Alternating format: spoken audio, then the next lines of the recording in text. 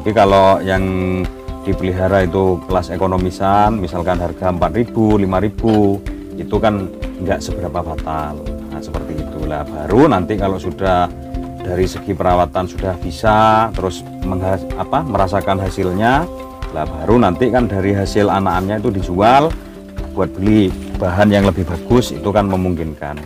Jadi nambah itu bukan dari saku, istilahnya itu kan dari bahan yang sudah ada. Nah, seperti itu. Tapi lain lagi kalau yang istilahnya itu pengen cepet, nanti beli yang 5.000-an terus beli yang bagus, ya nggak masalah juga sebetulnya. Tapi kalau saran saya mending yang ekonomisan dulu. Begitu sudah paham, nggak apa-apa nanti beranjak ke yang lebih bagus.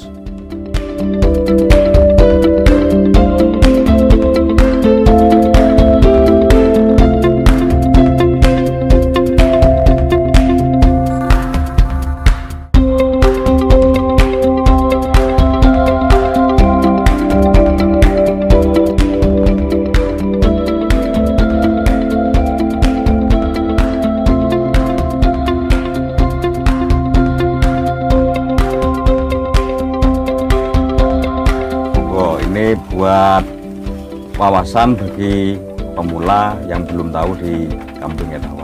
Nah, untuk pemula saya menganjurkan jenengan itu kalau bisa beli bahan yang model seperti ini. Nah, ini kan harganya terjangkau. Untuk yang barang kayak gini, ini harganya di kisaran 4.500, 4.000 seperti itu. Nah, ini kan sekarang kita nggak usah muluk. Ini nggak harus beranak dulu. Ini beranjak besar dikit, ini sudah ada peningkatan dari segi harga. Nah, apalagi kalau ketambahan nanti sampai produksi beranak 1 kali, ini kalau rezekinya bagus, dari jual anaknya harga indukannya sudah kembali. Jadi otomatis indukan ini cuma tinggal badinya saja sudah. Nah, seperti itu. Nah, tapi lain lagi kalau misalkan yang sudah mengenal Kambing Etawa, yang sudah punya untuk yang kelas kayak gini, mungkin pengennya yang lebih bagus, ini bisa kayak yang di sebelah ini. Nah, kalau untuk masalah nantinya gimana, maksudnya misalkan kayak keturunannya gimana, lah sebetulnya betina itu memang ada pengaruhnya, tapi secara pengaruhnya itu cenderung lebih besar ke jantan. Nah, jadi perbandingannya pejantan itu 70, betina 30%. Nah, jadi yang terutama pejantan memang harus betul-betul bagus. Jadi kalau misalkan sementara masih belum punya pejantan yang bagus, itu nanti kan bisa misalkan kayak ngawinkan di tempat saya itu bisa. Kalau nggak gitu misalkan di tempat yang lain toh banyak kan sudah yang ternak kambing seperti ini. Jadi saran saya kalau untuk pemula nggak usah muluk dulu, dengan cari harga ekonomisan, tapi jangan asal-asalan. Maksudnya itu harus tahu ini silsilahnya ini gimana, ini keturunannya dari mana, karena itu berdampak juga nanti di keturunannya, ya seperti itu. Kalau untuk yang kelas ekonomisan,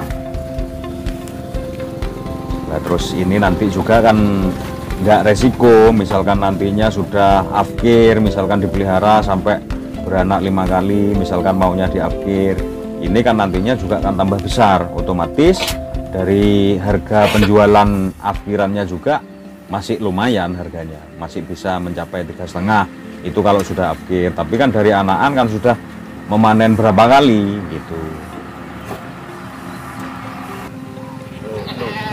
Nah terus kalau untuk yang sudah ini, yang sudah punya yang kelas ekonomisan, kalau mungkin maunya beranjak ke yang lebih bagus lagi, ya mungkin kriteria seperti ini.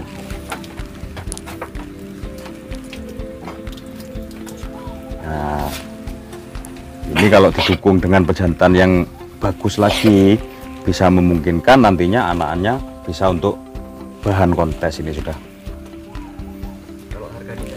Nah, untuk urusan harga ini posisi sekarang 2 ekor ini saya bandrol 30 ini Mas. Saya bandrol 30, kalau belinya dulu cuman masih cempe, belinya dulu ya minim, nah, karena kan menyesuaikan dengan keadaan, menyesuaikan dengan saku. Kalau untuk beli yang langsung kayak sini, kayak gini, otomatis uangnya kan agak banyak. Makanya dulu saya beli bahan, lepas HP, saya pelihara, ya alhamdulillah sekarang sudah jadi kayak gini. Ini alhamdulillah ini sudah habis kawin semua ini. Ini masih doro mas, masih doro, poel sepasang ini. Jadi memang sudah siap untuk reproduksi ini sudah. Nah, tinggi badan ini ya sekitar 80 kayaknya ini. Nah, kalau kriteria kambing yang bagus menurut saya itu kan ini apa, dari segi telinga terus kepala. Kalau telinga itu kalau menurut saya terutama itu kan pangkalnya ini diusahakan harus rapi, sininya itu harus rapi, terus kepala itu ya mendukung. Nah, terus nanti penyesuaiannya sama pejantan. Pejantan itu kalau bisa yang sekiranya kekurangannya di betina itu bisa diisi sama jantan. Nah, seperti itu. Jadi bisa saling isi kan. Nah, dari luri ini dulu, waduh saya lupa ini mas, soalnya udah lama ini saya ngambil sama teman saya, cuman kerandanya ini keranda bagus-bagus ini mas. Pentingkah mas luri untuk pemula? Ya kalau untuk pemula ya bisa dibilang ya penting juga bisa, tapi sekarang gini, kalau kita terlalu fanatik sama luri kemungkinan kan dari segi harga itu kan bisa lebih mahal. Kalau saya identik dengan ciri fisik sudah. Nah, jadi belajar dari peristiwa, maksudnya untuk kriteria fisiknya seperti ini cenderung identik anak-anaknya keluar seperti ini. Jadi itu kalau saya seperti itu. Kalau kita muluk ke harus yang luri ini itu bisa dipastikan mahal sudah. Nah, yang terutama kalau menurut saya terutama itu kan kita prioritaskan di pejantan. Jadi meskipun misalkan kita punya indukan lurinya nggak tahu, tapi kalau pejantannya bagus ya itu masih memungkinkan peranakannya nanti bagus ya, karena peran terbesar itu ada di pejantan.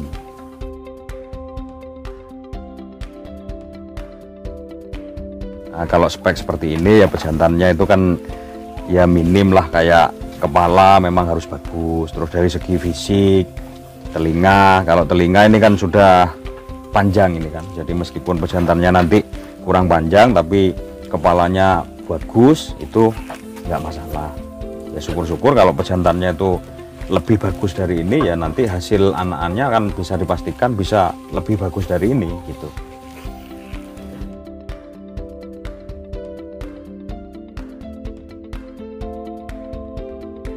Nah, kalau untuk pemula, kalau saya pribadi saya menganjurkan nggak usah beli yang seperti ini dulu. Karena apa? Kalau beli yang seperti ini mungkin jenengan bagi para pemula dari segi perawatan itu kan masih belajar. Nah, takutnya nanti kalau langsung menginjak ke yang seperti ini otomatis ini kan modalnya agak besar, takutnya nanti ada kendala, bisa-bisa nanti drop kalau ada kendala. Tapi kalau yang dipelihara itu kelas ekonomisan, misalkan harga 4.000, 5.000 itu kan nggak seberapa fatal.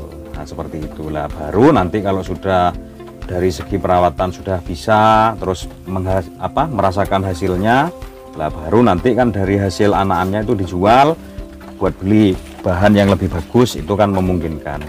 Jadi nambah itu bukan dari saku, istilahnya itu kan dari bahan yang sudah ada. Nah, seperti itu. Tapi lain lagi kalau yang istilahnya itu pengen cepet nanti beli yang 5.000-an terus beli yang bagus ya nggak masalah juga sebetulnya. Tapi kalau saran saya mending yang ekonomisan dulu, begitu sudah paham nggak apa-apa nanti beranjak ke yang lebih bagus. Ya kalau perawatan sebetulnya sama, nggak ada perbedaan. Dari segi pakan juga sama, jadi nggak ada masalah. Maksudnya ini barang bagus terus harus gini, enggak. Yang terutama yaitu tadi, pertama pakan itu meskipun pakan apapun yang terpenting dia kenyang terus minum itu memang butuh. Nah, terus untuk porsi minum itu kalau saya biar nggak jenuh itu ada kalanya pakai air garam, terus ada kalanya nanti pakai tetes. Nah, kebetulan kan sini kan dekat sama pabrik gula Semboro, itu tetes itu kan limbahnya gula kan. Nah, itu bagus untuk ternak. Jadi dia biar nggak jenuh, jadi seneng minumnya tiap hari itu. Otomatis kalau minumnya seneng, dia pertumbuhannya bagus.